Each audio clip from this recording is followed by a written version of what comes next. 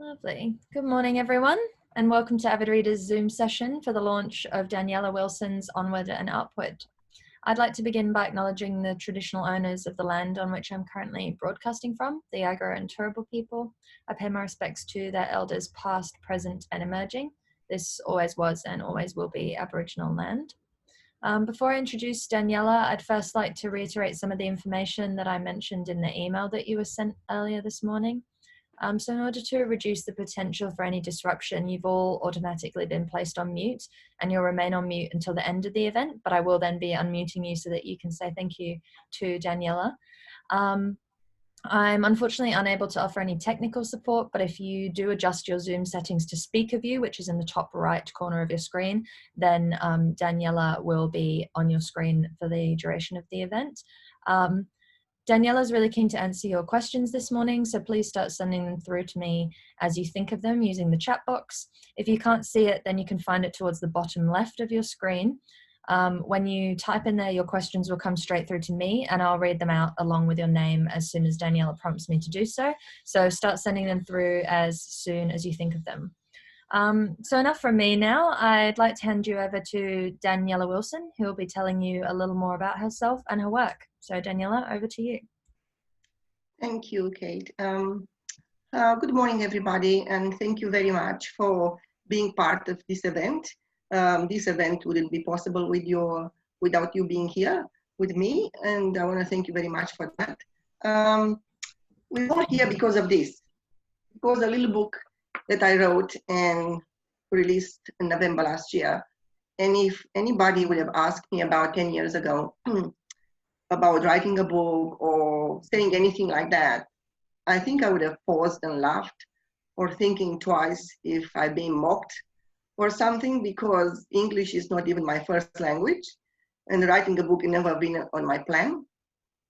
But, you know, life takes you places. So about 2007, I entered a phase in my life, what now I call it the chrysalis stage, and I put that in the book. It's my story day. What happened, 3 doctors told me that I have very high chances to be paralyzed from the neck down if I don't do something in the next 2 weeks. So that threw my life into a big spin. And obviously I didn't, thank God for that. But I learned a lot along the way. I went crazy searching for answers, going inside and seeing how I got there and who I am and why I'm here, what's life about, going back to university, studying a few more degrees. So when I came out the other side, I started to realize I was going to come out the other side a few years ago. So I don't know, something inside of me started to change. I had that desire of sharing what I learned with the world. I grew up being raised by my grandparents, my maternal grandparents was an unwanted child. So I had a lot of heartaches along the way, you know, from childhood, marriages that failed, ill health, and this was the last straw. So then I had that all of a sudden, I don't know, God, the universe, something happened in my heart and my spirit that I wanted to give. I wanted to give like crazy. I wanted to help everybody. I never had a sister or a daughter. My mother didn't want me. I missed that female around me. I wanted to make every woman of the world my sister or my daughter, or, you know, give them something, share with them everything I learned. I want to share my experiences, how I climbed out of each hole I fell along the way. So that's why the subtitle of this book is How to Overcome Difficulties and Live with Joy and Fulfillment. Even that thing that we all look for, happiness, you know, you go maybe to listen to motivational speakers, if you ever have, you know, I've been, or to church, or wherever you go, we're all looking for something where you go like, I'm doing right, I'm on the right path, I'm okay, I can handle this, I'm happy.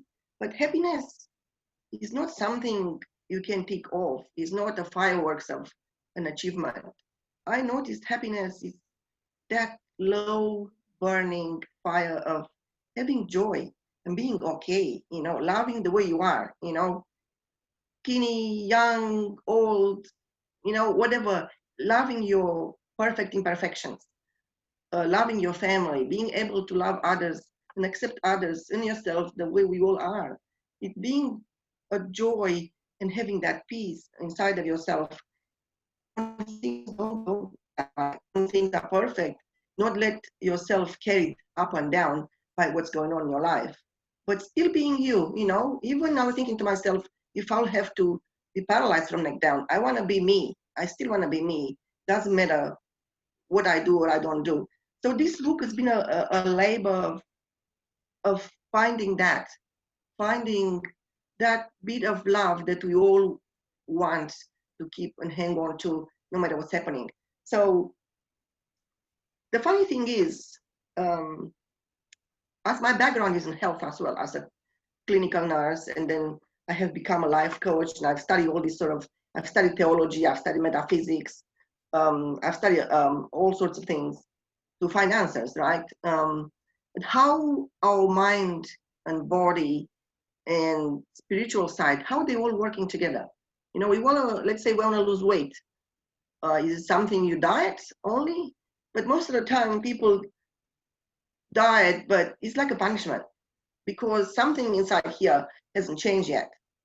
People go and have lap band surgery or something, but it is a punishment because eating, we're trying to fill some empty place. And I have a chapter in my book called HALT, H-A-L-T. HALT is actually German for stop. H for hunger, do it for hunger. A for anger, do it because you're angry. L for loneliness, do it because you want to feel a space of being lonely or not even self-accepting. And T is for time. Are we bored and you just want to feel time? So everything I came to understand, we're very complex. We have a body, we have heart and desires and passions. We have a mind that's actually trying to negotiate everything, the internal environment, the external environment, what we are told by parents and teachers and media, what we think, what values we have. And then we have aspirations and we have our values and a spiritual side.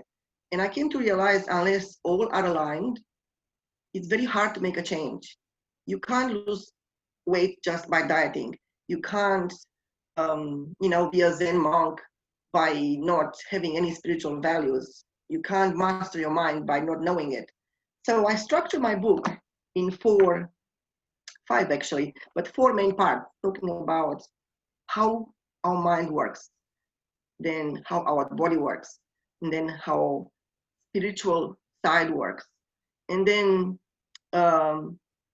resources, and then basically how to learn to connect all these mind, body, spirit, and how to put it in practice. The whole book is a working book.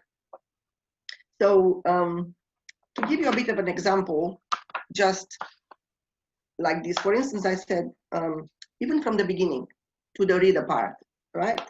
So I'm saying you read a chapter, let's say, which are not long, usually 2-3 pages, short and to the point. And then you write down prominent negative thoughts. Let's say if you're working with your mind, right? Write down prominent negative thoughts that keep popping into your mind and seem to hold you back. And then see if you can replace them with more positive and loving ones. It's not about emptying your mind. It's about observing your mind, right? So is anyone else's voice speaking in your head when you hear those thoughts or feeling those unpleasant feelings? Sometimes we think it's our thoughts, but if you're not wrestling with those thoughts, you just like, okay, what am I thinking? Sometimes it's hard, but we all know what you're feeling. If you think what you're feeling first, am I feeling happy? Am I feeling tense? Then you can think what you're feeling in your head, what you think in your head. And then just observe that. Just observe what goes through your mind. And it has a voice? And whose voice is it? Even that voice. It's your mom's, it's your teachers, it's your, I don't know, best friends, or somebody that tells you you're not good enough, or tells you go, encourages you, or tears you down. So basically, can you discard or disregard those thoughts? First, observe them. So it just really tells you what to do. Maybe scramble the voice in your head, like a cartoon voice, or see the words as hanging wet on a string and whittling away, then replace them with vivid words of empowerment. Sometimes your thoughts are based on the words that others people spoke over you, over your life or on your past, on their advice or even predictions. Sometimes anybody tell you are not going to amount to anything, or you're not going to do any better, but they are just their opinion, not the truth, not who you are. They're just words. You know, you can do that anytime. You don't feel well, something in your head, or even somebody tells you something. Just imagine that in a squeaky voice. Have you ever imagined somebody tells you, you're going to make yourself laugh. You know, it's going to lose the power of yourself. That's an example of how to work with your mind. And I have lots in that book, things to inspire you and to motivate you and to make you feel loved, because that's the most important thing. To feel the love for yourself, to connect to that universal love, and then to love others.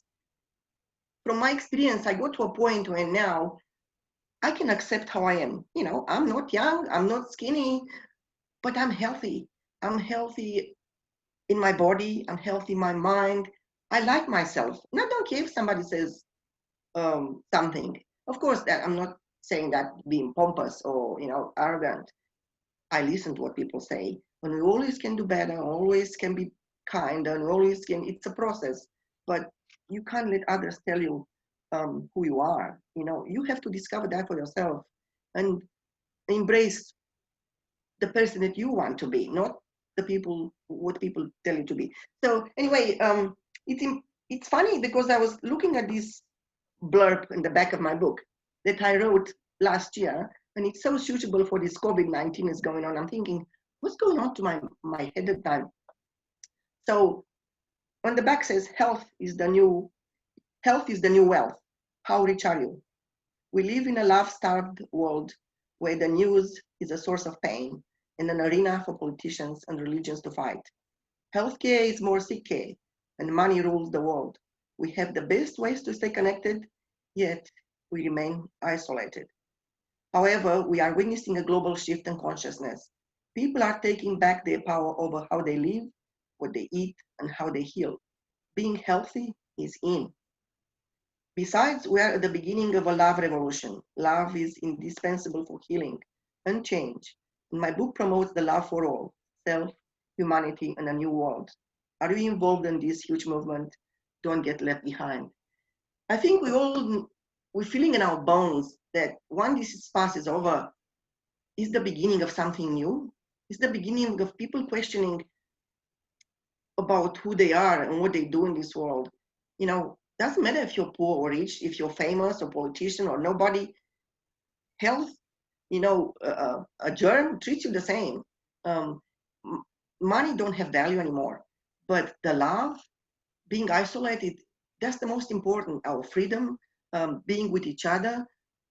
So that's what I'm talking a lot in my book. It's about how to connect with that love and how to work with it in the real meaning of working with it, to discover who you are, to love yourself, and to love others.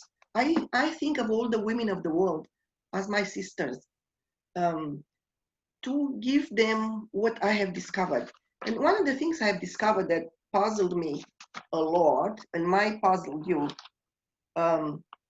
it's something that's ancient and something that's with us and something that me connects science with spirituality, with religion, connects with whatever you call God or universe or eternal love or higher love. And it's actually part of that, the newest part of psychology, call it the superconscious. Because our mind, I'm talking my book, is the conscious, is the subconscious, what you can't control, but you can learn to control and usually control yourself when you're trying to change a behavior. And there's the primal mind. There's a critical mind, which doesn't form before the age of 10. So that's why kids, if parents tell them, you're stupid, you're not doing well, they're gonna grow up with that, and as adults, oh, I'm not really that good. But as a parents, if you tell them, you can do it, you are the best, you're beautiful, you are important, they're gonna take it to heart. They don't judge, you're mocking me or something. They don't have that critical mind. So I'm teaching you how to work with that for yourself and for your children as a parent. What to tell them to make them into adults. They're gonna be strong, they're not gonna be teared down by the world. So one of these important things is the vagus nerve. So I'm calling it. We are built for love. Vagus nerve, a love story. The vagus nerve, it's a nerve that comes out from our head. It's the 10th cranial nerve. And vagus comes from Latin and means wandering. So it's the wandering nerve. It's the longest nerve from the back of your head, controls some of the face, voice, breathing, lungs, heart, your gut, sexual organs.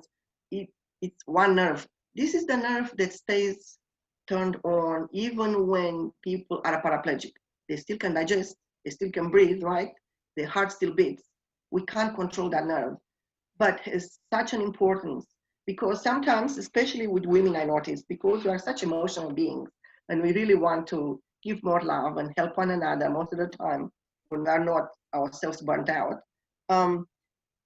If you ever get your stomach in a knot or butterflies in your stomach when you're before an event, that's your vagus nerve. Um, Makes your breathing shallow, or you can't digest properly, you get bloated. People don't realize sometimes your gut problems are because you have emotional sort of a situation in your life.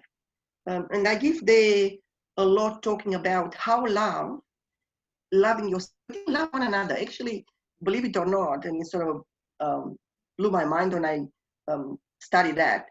Loving others and being with others, actually, we benefit the most. Our own health benefit the most. It is amazing how we all build for love, how we all build to love one another and being together, and how it actually settles our vagus nerve and how makes us healthier, better digestion, better heart rate, actually make losing weight easier and everything like that. So it's a whole chapter and they explaining scientifically and explaining what I have found, the fight and flight, and actually the modern world is fight, flight, freeze, and please. These are adaptations of the modern world. We learn how to please, to fit in. It's modern world of flighting. You can't run away from your office, from your job, from your boss. So you just try to make yourself small and please. It's talking about how this works and sometimes how to actually combat how the world is influencing this vagus nerve. We can put cold compression on your face. You can put cold compression of your stomach. You can chant or vibrate, even doing like that, just vibration. It calms down the vagus nerve and it helps your digestion. Basically, a lot of practical, but first I want people to understand when I say this would be good, why. So I'm going in about why I want to search this, what have I found, how to go about it, and how to use it. So it's really a really practical sort of book. And then basically I proposed a HS diet, H standing for holistic. As a combination, I made up a word. I mean, the self is being made up, so why can I make up a word? Holistic with a Y, because we're all holy. Inside of ourselves, we're precious, we are holy, but we are whole, and we need to treat that holistically, to look at everything. When we make a change in our lives, everything that might not be the way you want it to be, that's why I offered for everybody that buys the book a 30 minutes Wheel of Life, so you can discover what it is that you are not quite happy about it, and you want to change. To change it, you have to kind of dwell on your own self-discovery. It could be a beautiful process to see who you are physically, at mind level, spiritual, and tweak what you don't like and make it better slowly with love, because it's a process. So this diet, HS diet, then S stands for CZG. CZG that's why it's a hard word. I make it HS. CZG means to bring everything together in alignment. It's a Greek word which meant aligning planets. Well, aligning our internal universe planets, the mind, the heart, the spirit. So the diet, basically, that's what it is. Work your mind, body, and spirit to align yourself to achieve the change you want to change. Might be losing weight, might be not losing weight, might be just feeling healthy. Maybe you want everything to just work, your stomach, your heart, getting off some tablets or working with your doctor, these sort of things. And another, towards the end, I have a practical session where you have some interviews. It's sort of like this sort of practical concepts. So I interviewed some health professionals. They in themselves are very nice human beings, very good at what they do, but sometimes very nice human beings. People that I worked with, a nice chiropractor, sort of artist, and sometimes Michelle, she's a big women warrior. She's the same, have a heart for helping women, and we both helping women in a different way as well. Like I'm trying to raise money, 10% from the book sales I give to Destiny Rescue. I have the back of the book here, their logo, because Destiny Rescue is a non-profit organization that goes and rescue girls from sexual slavery internationally. And it's an Australian organization. It's born in Queensland. Their head office is in Queensland. And then they go over the world saving these girls. And I think it's beautiful.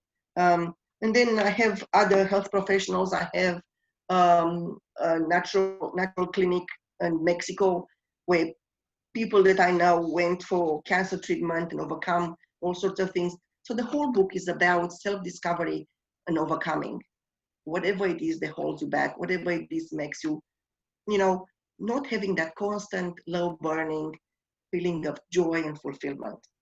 That's what it's about. Just to work with it. And please pass that forward. If you want to work with it for yourself or for your other females in your life. And it's not just for females. I know that because I'm not a man expert. Even though I raised 3 boys, I've been mostly surrounded with sort of men, so to speak. Like I was saying before, I didn't have a sister or a daughter. But it works for anybody. We all have the same body and the same mind and the same sort of spiritual inclinations and values. We're a little bit from Mars and from Venus, but we have to recognize our differences. But still, works for everybody. And what else I have in there?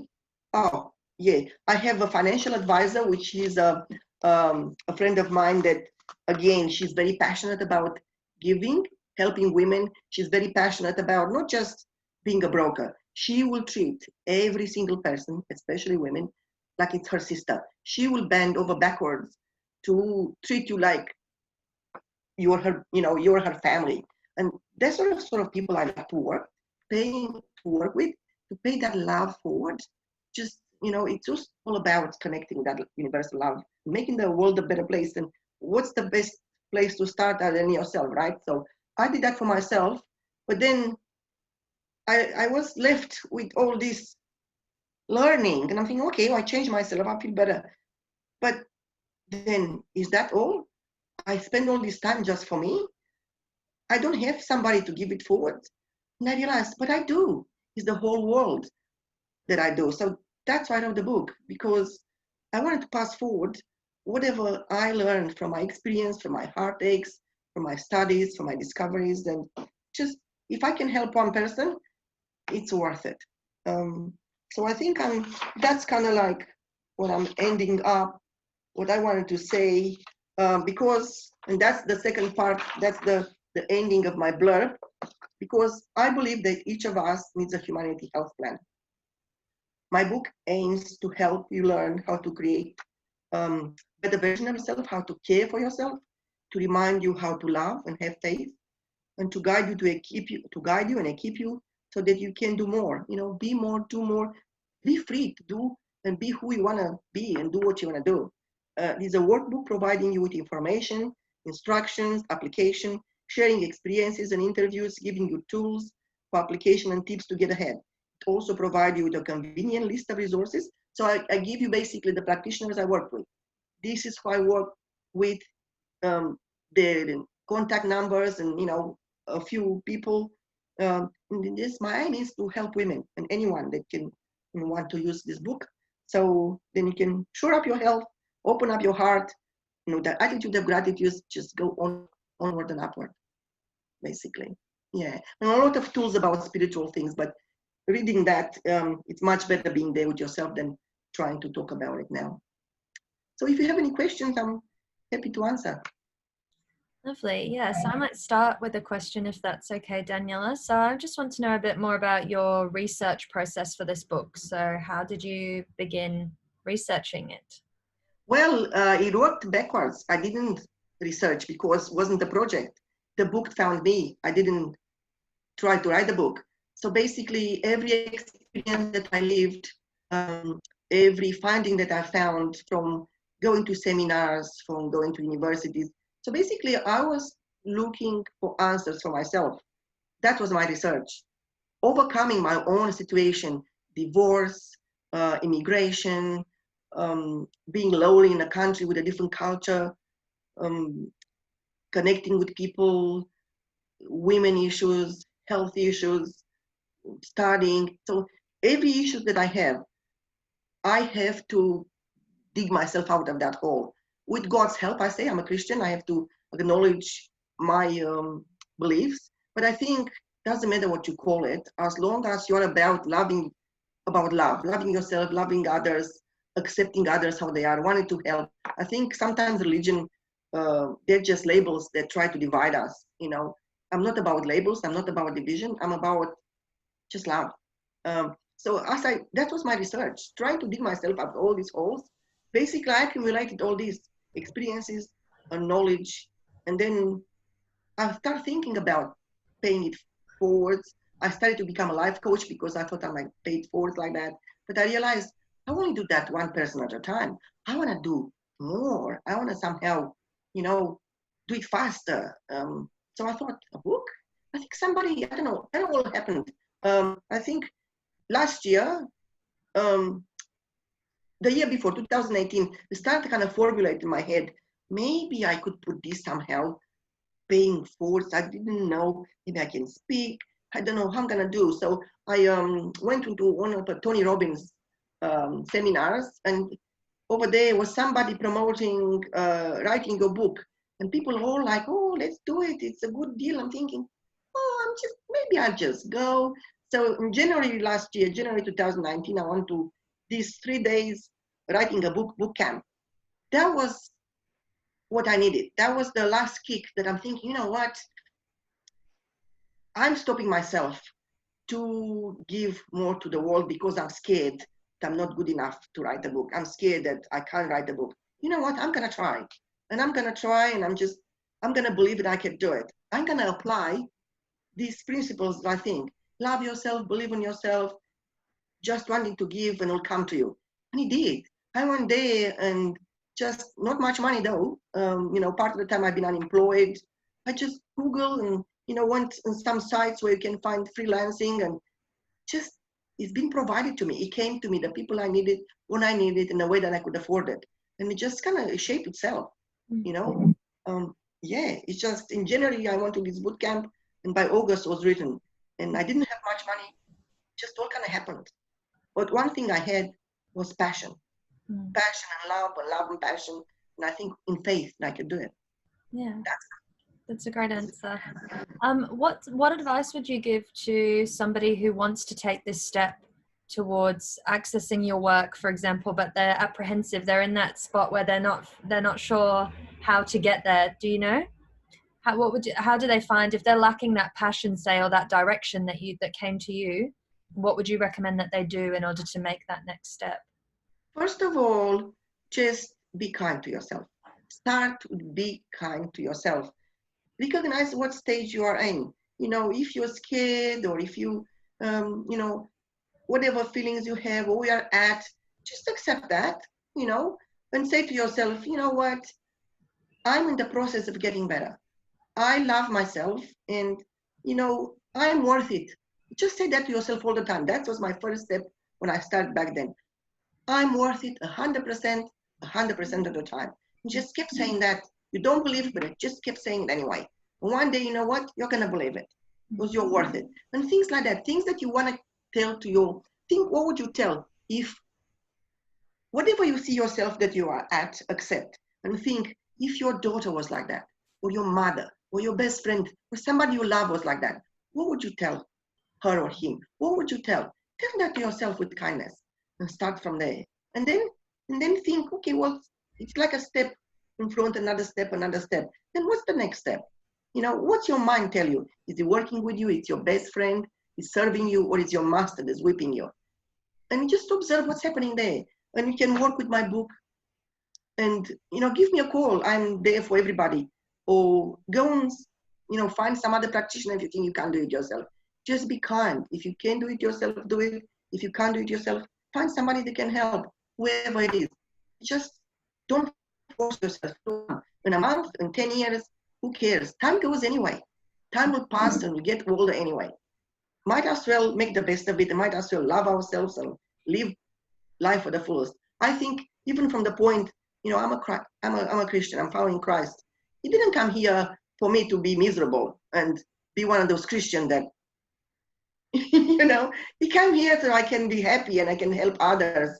So if I'm judging others, also a Christian, I'm not very good, is it? And whatever you follow, just, have this attitude of, as long as there's love in your heart and acceptance to yourself and others, you will take the next path. Sometimes it's hard.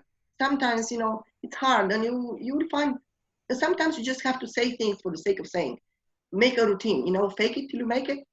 Tony Robbins was saying, at the beginning, just get up in the morning, look in the mirror, it might not like what you see, but say it, I love myself 100% of the time.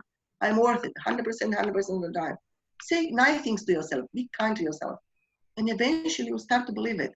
And surround yourself with people that are nice to you too, because it's not helping if you have friends that are not really friends or family that say, oh, can't do that. It's a bit hard to go against the wind. Yeah. Yeah. Thank you. I think it's a great answer. Michelle is asking, what did you study and what's next for you? Okay, I have a visual background in Europe. I used to be a stage designer, so art was, it's part of who I am, very creative. But that died off when I came to this country because I have to survive. So then I studied nursing because I've always been passionate about health and how to be healthy and how, all things works. I had some health issues as a child, so I was mindful of health, and studying nursing was easy for me. And again, helping people, kind of scratch my itch of helping people. So I studied nursing, I studied health promotion. Then when I have to go into this soul searching and finding answer, I study to become a certified life coach and a Christian certified life coach. And then I studied theology and I studied some metaphysics. And then my next steps, I'm gonna delve deeper in finances because I want to be a good coach for any, for myself, I want to know for myself, but for a person, I know how to deal with the mind, how to deal with the heart, how to deal with spiritual, how to love. But I'm thinking sometimes maybe that's my weakness. So that's what that's my next step. Learning how to deal with finances better. Not that I'm doing wrong, anything. I'm happy for where I'm at financially as a single mom. I'm a single mom. I've been to 3 divorces. So if you need any help with that. So basically, I've been able to overcome bigger and bigger hits. And I think the more you get hurt and you can get up, then you get stronger. So I just want to, I'm thinking, what? I think I can tackle this too. I just, basically I'm exploring the next step. So I think I'm going to study finances to put that up my sleeve. And just helping. I think I have an acute, it's almost painful need to help others. So I'm searching for that sort of way of doing that. Yeah, awesome. So I have one last question and then I might hand back to you for some final comments. My question is, you mentioned earlier that you weren't planning to write a book. It was something that you would have laughed at if you'd been told that you would. Do you think you'll write another one now that you have gone through this process? Have you found that you've enjoyed it? Yes, actually, it's sort of, creative is a funny thing. It's bringing us, that's actually what I advise everybody. If you have hard time connecting with any love, connecting with yourself, start with something creative. The act of creating something, and don't think you're not good at it. doesn't matter. Just do it. Have fun. Create something. Simple, doesn't matter. That brings you closer to love. I mentioned being a visual arts and painting overseas. I came here for 22 years. I haven't painted anything. When I started, I couldn't stop it. So maybe you can see something on the walls. I had another art exhibition. Take that off my box last year, personal art exhibition. So when I started writing, the book is the same. The creative juices come. So I actually wrote a sonnet, believe it or not. Mm-hmm. See how I'm going to go with that. And I have another book halfway through. That's my memoirs. So basically, I'm saying to people, connect to love, but I'm thinking maybe I didn't put enough about how much I hurt, how much I actually overcome. I have a chapter there, my 12 years in Chrysalis, but this next new book is actually starting from my childhood. How much I had over me, being put down. And actually, I never had anybody encouraging me. I've been put down by everything and everybody, including my parents, but nobody actually, I was my own encourager. So I want to give that to the people that struggle and think, oh, well, yeah, maybe you can do it, maybe I can't. Just maybe they can realize, oh, well, maybe I can after all, or maybe not alone. And then another book, so it's halfway through. And then another book I'm starting is, I have a very, very old Romanian cookbook. So that's a lot of old, hearty recipes about nurturing your mind and your heart and your body. And it's a bit of combination between the paleo meets keto meets Mediterranean. So I want to translate that before I'm dead and nobody can read it in Romanian anymore. So yeah, that's where I'm at. They sound fantastic. Hopefully we'll be able to launch the next one. Yes, yeah, hopefully, yeah. Yeah, so that's all the questions that we have. So if you have any final comments that you would like to make about the book or the offer that you have at the moment, which you mentioned to me earlier? Well, I'm saying whatever you are, give it a try. You can use the book for yourself, for others. You can help yourself and others, but you can help me making the world a better place. You can help organization I love, Destiny Rescue. And my offer is because tomorrow is Mother's Day, and that was about, to me, it's all about giving all I got. So I'm giving you more, half an hour for everybody to purchase the book, half an hour of coaching, might be just exploring with you, just like I'm talking here with Kate, well, what about this, what about that, can I do it, or I'm here and I want to get there, is it even possible, or just, oh, I don't know where I'm at, I don't even know where to start. And then I can ask you some questions, then we can draw a wheel of life, and then we can look back and see, this is your life. If you color in quarter of your wheel, you're doing this, maybe just working, and then don't put too much in this, and you can kind of say, oh yeah, well, that's why I'm not doing well in finances, or I'm not healthy, or I'm not having good relationship, because I'm not putting really much in that area. I'm too scared to go there, or I don't have time. So, you can explore to get you started, to create movement, because I think the worst for all of us is stagnation. Overcoming that first step is the scariest. Yeah, absolutely. Okay, well, thank you so much, Daniela. This has been a lovely, lovely launch for Onward and Upward. I hope that you've all enjoyed listening in as much as I have. I'll now unmute you all so that we can say thank you to Daniela. And thanks again for joining. I've posted the link to purchase Onward and Upward in the chat box. I will post it again just now so that you can check it. And I'll unmute you all in just one moment so that you can say thank you. So thanks again, Daniela, and congratulations on such an achievement. Oh, I don't see it as an achievement. I see it as a duty to humanity. I just had to pay my part, as little as it is, so good or not good. People are going to be the judge, my judge. But yeah, thank you for being here. Thank you. You're all off mute now. Thank you. Thank you. Thank you. Thank you. Have a lovely day, everyone. You too. Have a wonderful Mother's Day, all the moms up there. Thank you. Yeah. Bye. Thanks very much. Thank you.